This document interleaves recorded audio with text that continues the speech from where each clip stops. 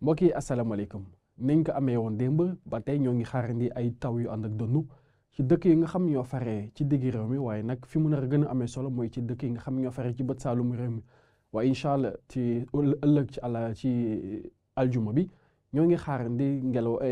asamaan soo xam ni dina am ay tuuti naaj ak ay niir yoo xam ni daañu doxantu te loolu ci diggi réew mi la naka noonu dem ba ci bët gànnaar réew mi ñu xool suñu nataal image satellitale ak ngelaw loo xam ni ba tey mi ngi wéy di dugg si bu baax daal di àndaale guus ay niir yu am doole daal di dugg si bu baax si réew mi ci bët saalum réew mi waaye nag si digg réew mi mbokk yi ñu xool suñu température diggante guddi gi jàpp suba incha allah fi ñu nar a xaar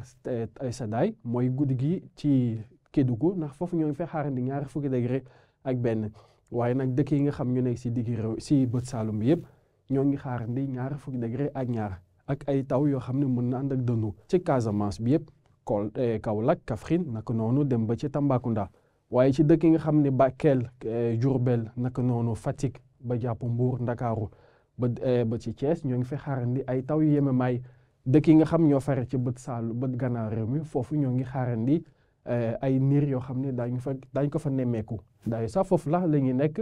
ndax ci Podor ñoo ngi fay xaarandi ñaari fukki degré ak juróom-ñaar te muy température boo xam ne moo nar a gën a kawe ci guddi gi waaye nag ëllëg incha allah buñ ci yegg si mbokk yi fi mu nar a gën a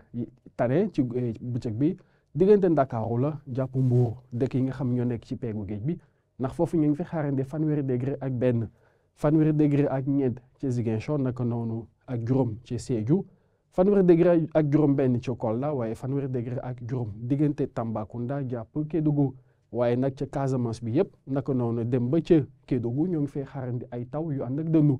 waaye nag li des ci réew mi yëpp nañ ko amee woon démb ñoo ngi xaarandi ay naaj boo xam ne dina ànd ak léeg-léeg ay niir yu doxantu waaye na mbokk yi ni ñuy gën di dem ci bët gànnaar réew mi température yi di yokk ndax diggi réew mi ñoo ngi xaarandi fanweeri degré ak juróom jàpp fanweeri degré ak juróom-ñett ba yegg ci ñeent fukki degré ci Podor te foofu lañ nar a nemmeeku température boo xam ne moo nar a gën a kawe suba incha allah ci bëccëg bi mbokk yi lii moo gën a fës ci xibaar yi xam ne ñu ngi la ko doon dégtal di la ñaan ngeen woy ba tey di ñu topp ci xarale yees ndax ngeen jot xibaar yoo xam ne mooy gën a mujj